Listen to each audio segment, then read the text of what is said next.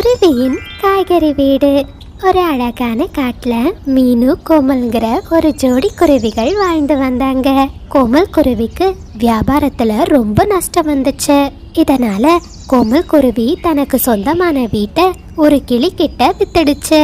கோமல், உன்னோட இந்த நிலைமைய பார்த்தா எனக்கே கஷ்டமா தான் இருக்கு. ஆனா என்ன பண்றது? பரவாயில்ல கிளியண்ண, என்னோட கஷ்டகாலம் சீக்கிரம் தீந்துடும், அந்த நம்பிக்கை எனக்கு இருக்கு அப்படின்னு கிளிக்கிட்ட வீட்டை வித்த கோமல் குருவி ஒரு ஆற்றங்கரையோட பக்கத்துல உட்கார்ந்துருந்துச்சு. கோமல், நாம இப்ப என்ன பண்றது? நமக்குன்னு இருந்த ஒரு வீட்டையும் நாம வித்துட்டோம். இனிமே நாம தங்குறதுக்கும் சாப்பாடுக்கும் என்ன பண்ண போறோம்? மீனு, நீ கவலைப்படாத, நாம பக்கத்து காட்டுக்கு போவோம். அங்க எனக்கு ஏதாச்சும் வேலையும் தங்குறதுக்கு வீடும் கிடைக்குதான்னு பாப்போம் அப்படின்னு பேசிக்கிட்டே ரெண்டு பறவைகளும் பக்கத்து காட்டை நோக்கி பறந்து போனாங்க. அங்க ஒரு வீட்டுல வாடகைக்குன்னு எழுதப்பட்டிருக்கிறத பார்த்த ரெண்டு குருவிகளும் அந்த வீட்டோட பக்கத்துல வந்தாங்க. அந்த சமயத்துல ஒரு புறா அந்த பக்கமா பறந்து வந்துச்சு. பறவைகளா, நீங்க யாரு? உங்களை நான் இந்த காட்டுல பார்த்ததே இல்லையே. ஐயா, நாங்க பக்கத்து காட்டுல இருந்து வரோம். நாங்க இந்த காட்டுக்கு புதுசு. எங்களுக்கு வாடகைக்கு வீடு வேணும். இந்த வீடு யாருக்கு சொந்தமானதுன்னு ஒன்னு சொல்றீங்களா? இந்த வீடா? இது 2 காகங்களுக்கு சொந்தமான வீடு. அந்த காகங்களோட வீடு மலை அடிவாரத்துல தான் இருக்கு. அவங்க கிட்ட போய் கேட்டு பாரு அப்படின்னு சொல்லிட்டு புறா அங்கிருந்து பறந்து போயிடுச்சு.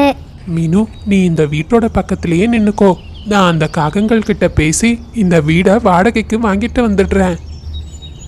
சரி கோமல், சீக்கிரம் வாங்க.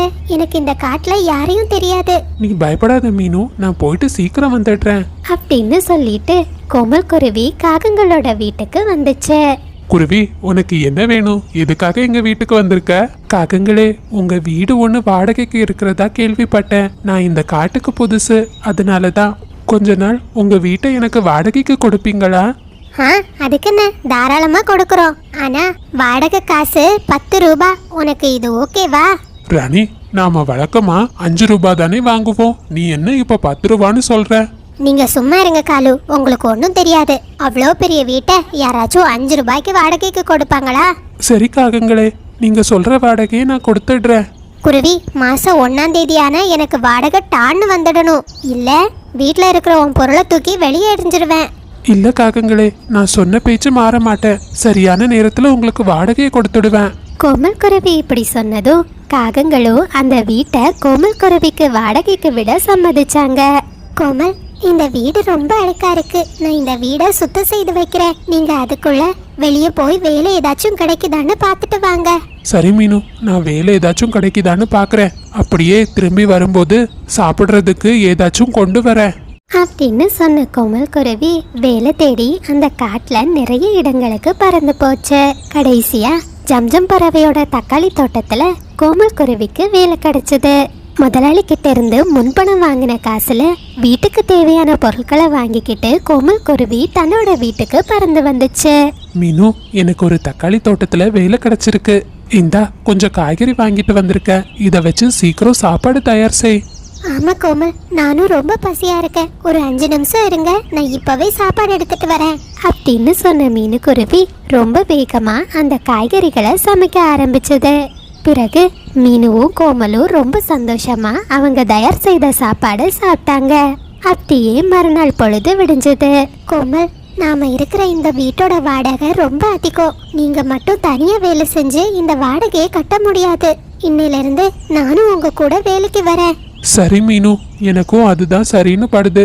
வா, நாம 2 பேரும் சேர்ந்து வேலை பார்க்கலாம் அப்படின்னு பேசிக்கிட்டு மீனு குருவியும் கோமலும் சேர்ந்து வேலைக்கு கிளம்பினாங்க.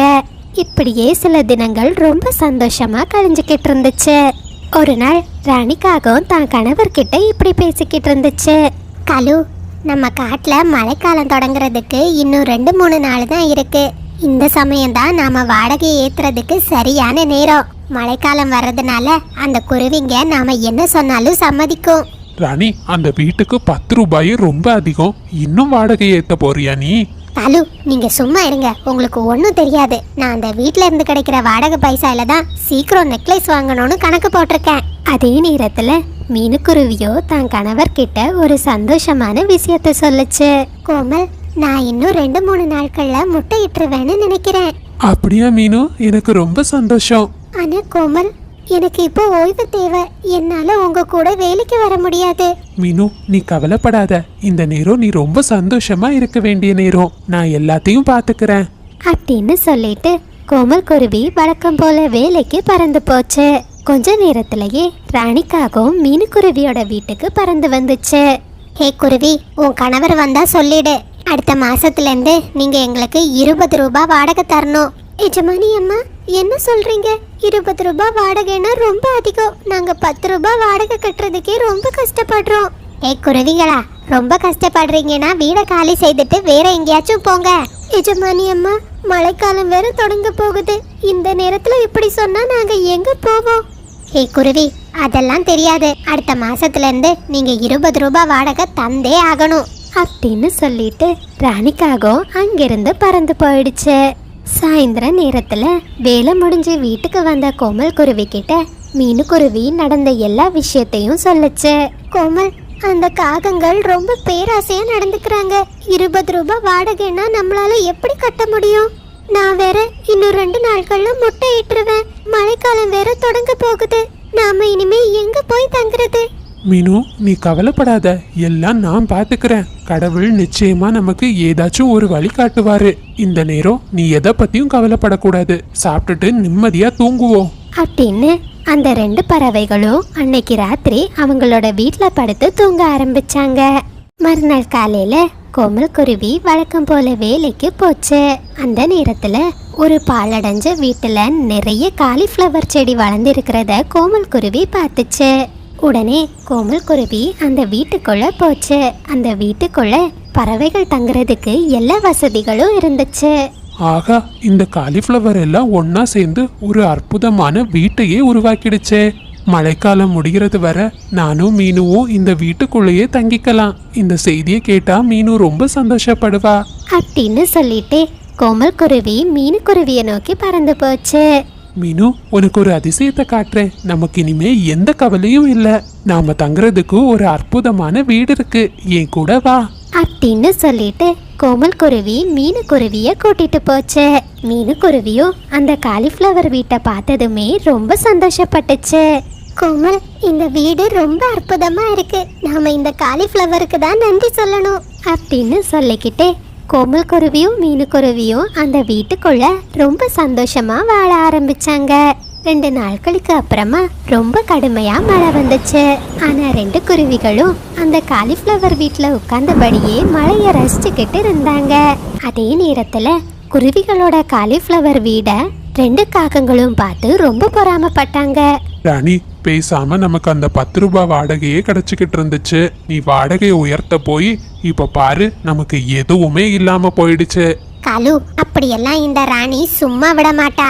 பாருங்க, அந்த குருவிகளோட வீட்டையே நான் இல்லாம ஆக்கிடுறேன் அப்படின்னு பேசிக்கிட்டு 2 காகங்களும் ராத்திரி நேரம் கையில ஒரு தீப்பந்தத்தை எடுத்துக்கிட்டு மீனுக்குருவியோட வீட்டுக்கு வந்தாங்க. அந்த சமயத்துல காகங்களோட முன்னாடி ஒரு தேவதை பறவை தோன்றுச்சு. ஹே மோசமான காகங்களா, என்னோட வீட்டையே நீங்க எரிக்க வர்றீங்களா? உங்களை நான் சும்மா விட மாட்டேன். உங்களை நான் என்ன பண்றேன்னு பாருங்க அப்படின்னு அந்த மந்திர பறவை தன்னோட மந்திர சக்தியால காகங்களுக்கு ஒரு பெரிய தண்டனைய கொடுத்துச்சு. காகங்கள் போற இடம் எல்லாம் அந்த தீப்பந்தமும் காகங்களை பின்தொடர்ந்துகிட்டே போச்சு. பேராசை பிடிச்ச காகங்களோ தங்களுக்கு சொந்தமா 2 வீடு இருந்தப்புறமும் தீப்பந்தத்துக்கு பயந்து அந்த காட்டிலேயே இருக்காம வேற காட்டுக்கு பறந்து போயிட்டாங்க. காகங்கள் ஒரு அழகான காட்டுல காலு ராணிங்கிற 2 காகங்கள் வாழ்ந்து வந்தாங்க.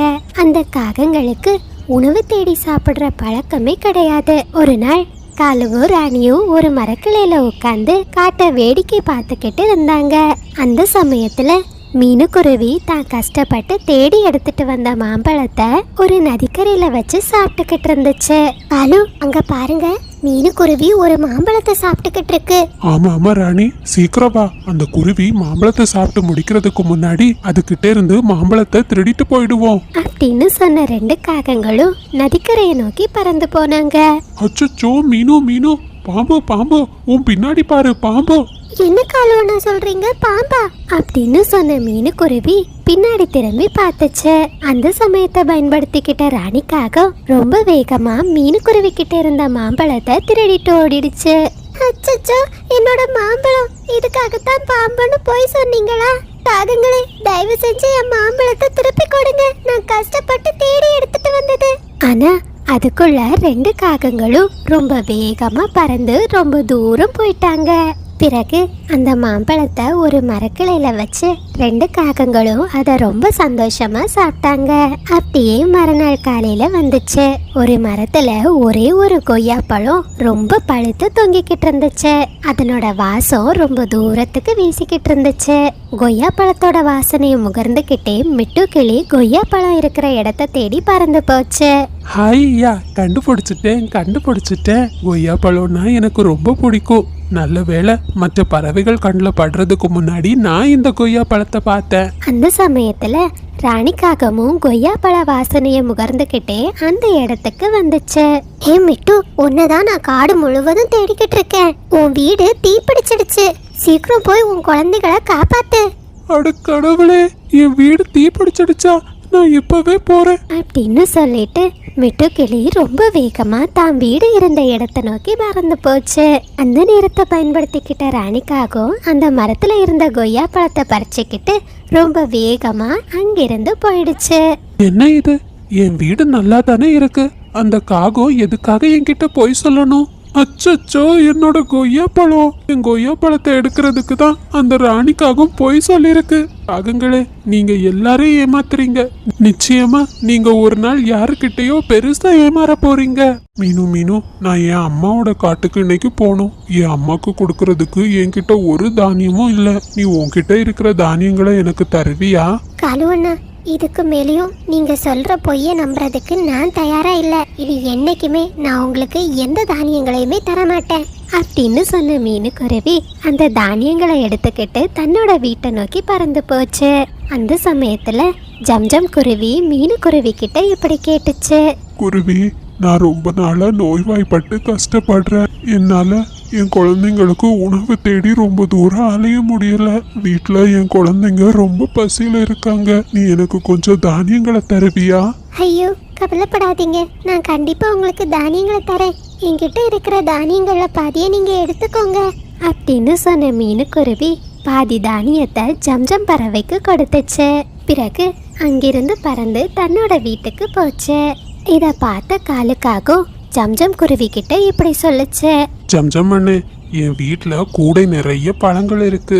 தினமும் பழங்களை சாப்பிட்டு எனக்கு நாக்கே மறுத்து போச்சு. நீங்க உங்ககிட்ட இருக்கிற தானியத்தை எனக்கு கொடுங்க. நான் அதுக்கு ஈடா என் வீட்டுல இருக்கிற மொத்த பழத்தையும் உங்ககிட்ட தந்துடுறேன்.